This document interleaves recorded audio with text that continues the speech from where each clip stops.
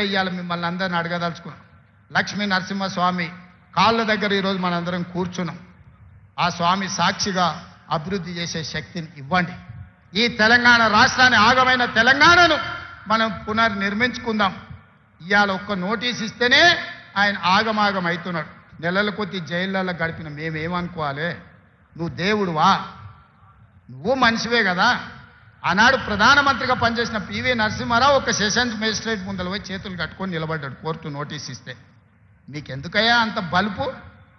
మీరు చేసిన తప్పులకి ఇవాళ కమిషన్ నోటీస్ ఇచ్చింది. జవాబు చెప్పాల్సింది పోయి ఎదురుదాడి మా మీద చేస్తున్నారు. నువ్వు మా మీద దాడి చేసుడు కాదు, ఇది కాళేశ్వరం కమిషనా కాంగ్రెస్ కమిషనా అడుగుడు కాదు. నీ పార్టీలో ఉన్న దయ్యాల గురించి నీ బిడ్డనే చెప్పింది కదా. ఆ దయ్యాలు, కొరివి దయ్యాలు ఎవడో తెలంగాణ ప్రజల్ని ఎట్లా పట్టి పీడిస్తుండ్రో ఇవాళ నీ బిడ్డ అడిగిన ప్రశ్నకు సమాధానం చెప్పమని బీఆర్ఎస్ నాయకులను అడుగుతున్నా. ఇప్పటి నుంచి అది దయ్యాల రాజ్య సమితే తప్ప అది భారత రాష్ట్ర సమితి కాదు. అది దయ్యాల పార్టీ అని మన కార్యకర్తలు ఊరూరాలు చెప్పాలి. ఎవడు కనిపించినా ఒకటే చెప్పారు, అరే దయ్యాలు వచ్చినాయి రా భయ అని. ఇంకా వాళ్ళని పేరు పెట్టి పిలువకారు ఎక్కడ కూడా. కనిపిస్తే చాలు దయ్యాలు వస్తున్నాయని ప్రజలకు చెప్పండి.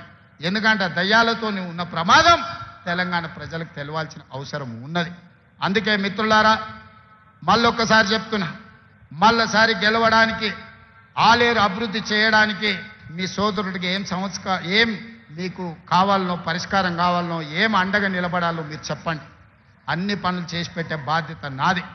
ఎందుకంటే ఆలేరులో ప్రజలు మంచోళ్ళు, కొంచెం నాయకులు అక్కడిక్కడ ఉన్నా మీ అభివృద్ధి చేసే బాధ్యత నాది.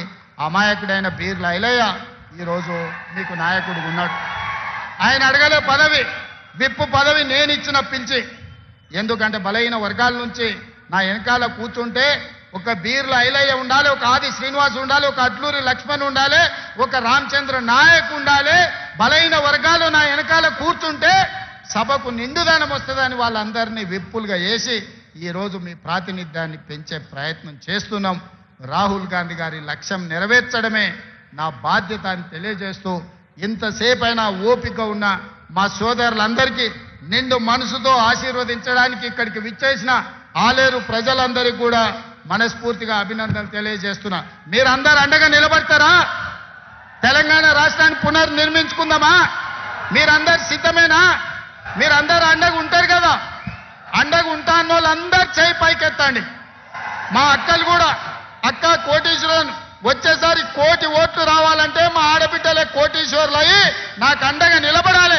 మీరందరూ ఆశీర్వదించడానికి చేయి పైకెత్తండి అని చెప్పి మా అక్కలందరికీ విజ్ఞప్తి చేస్తున్నా. జై కాంగ్రెస్, జై జై